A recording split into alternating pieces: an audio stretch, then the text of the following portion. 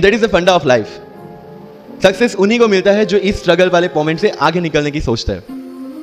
जब भी आपको लगे कि आपके सिर पे बहुत मुसीबत है, जब भी आपको लगे कि आप हर तरह से गिर चुके हैं, जब भी आपको लगे कि आपके पास कोई ऑप्शन नहीं है, तब एक चीज आप अपने दिमाग में लाइएगा कि यही मोमेंट है जहां से आपकी तकदीर बदलने वाली है। क्योंकि डायमंड जो होता है वो जितना ज्यादा घिसता है उतनी ज्यादा उसकी वैल्यू होती है। सोना जो होता है वो जितना ज्यादा तपता है उतनी उसकी वैल्यू होती है। अगर आप जिंदगी में तप रहे हैं, अगर आप जिंदगी में घिस रहे हैं, अगर आपको लग रहा है कि आप हर तरह से मुसीबतों में गिरे हुए हैं, तभी आपकी जो वैल्यू है वो बढ़ने वाली है। और यही मेरा एटीट्यूड रहा है। लोग बोलते हैं कि तुम्हारी फाइनेंशियल कंडीशन ठीक नहीं थी, पापा इलेक्ट्रिशियन थे, मम्मी हाउसवाइफ थी, डायमंड के कारखाने में काम करती थी, उसके बाद उन्होंने मैरिज में रोटियां बनाने का काम किया और उस तरह से मैं पढ़ा। लेकिन जब मुझे पूछा जाता है कि ऐसी कौन सी चीज है आपकी लाइफ में जो आप बदलना चाहते हो, एंड आई सेड नथिंग। क्योंकि अगर वो चीजें नहीं होती मेरी लाइफ में तो शायद आज आपके सामने मैं नहीं होता। तो अगर लाइफ में प्रॉब्लम्स है, अगर लाइफ में स्ट्रगल है, जैसे सर ने बताया struggle is a part of life, and I strongly believe in that.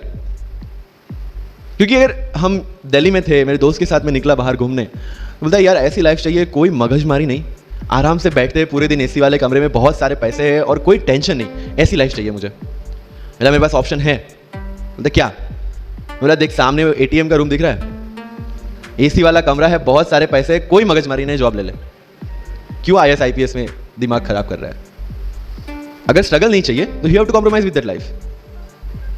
जब भारत वर्ष का सपना चंद्रगुप्त ने देखा, चाणक्य ने देखा, और उस भारत वर्ष को बनाने के लिए जब ये संघर्ष जारी था, और तब राजा धनानंद की डॉटर दूर-दराज से चंद्रगुप्त को प्यार हो जाता है, और जब चाणक्य उनको बोलते हैं कि नहीं तुम्हें उससे दूर रहना है, और तब चंद्रगुप्त बोलता है आचार्य कभी कभी सोचता हूं कि जिंदगी में या ये भारत के सम्राट बनने के लिए इतना त्याग, इतना बलिदान ना देना होता तो।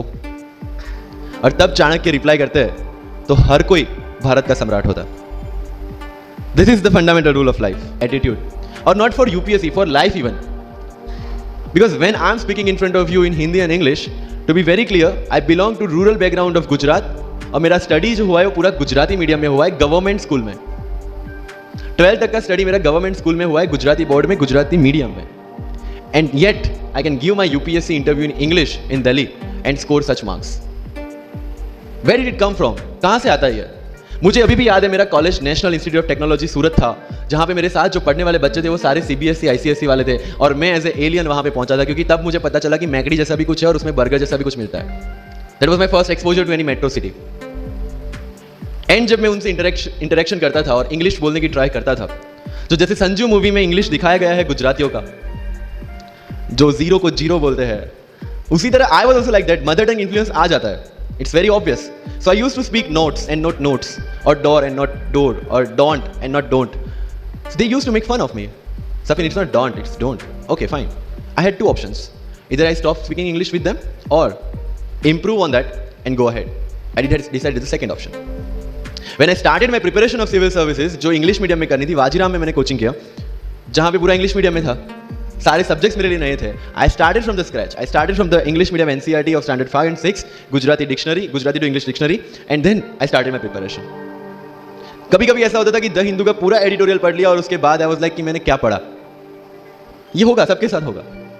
बट उस जगह अगर आप टिक गए, उस जगह अगर आपने पेशेंस रखा, उस जगह आपने अगर सर्वाइव कर दिया, तो इस एग्जाम में भी सर्वाइव कर जाओगे। क्योंकि यूपीएससी की जो रेस है उसमें कभी भी खरगोश नहीं जीतेगा, इसमें जीतने वाला ऑलवेज कछुआ ही होगा, जो स्लो बट स्टेडी रहेगा।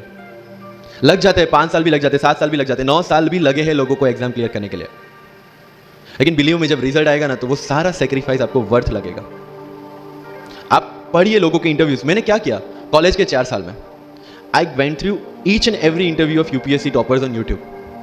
ईरा सिंगल से लेकर टीना डाबी मैम तक सबकी इंटरव्यूज मैंने देखे। For what?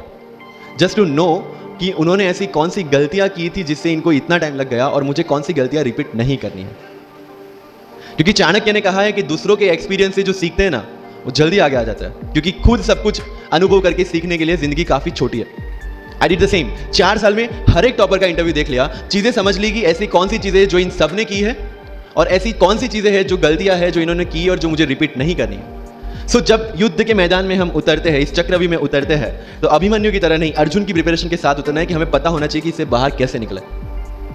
सुनो सबकी, करो मन की। This is applicability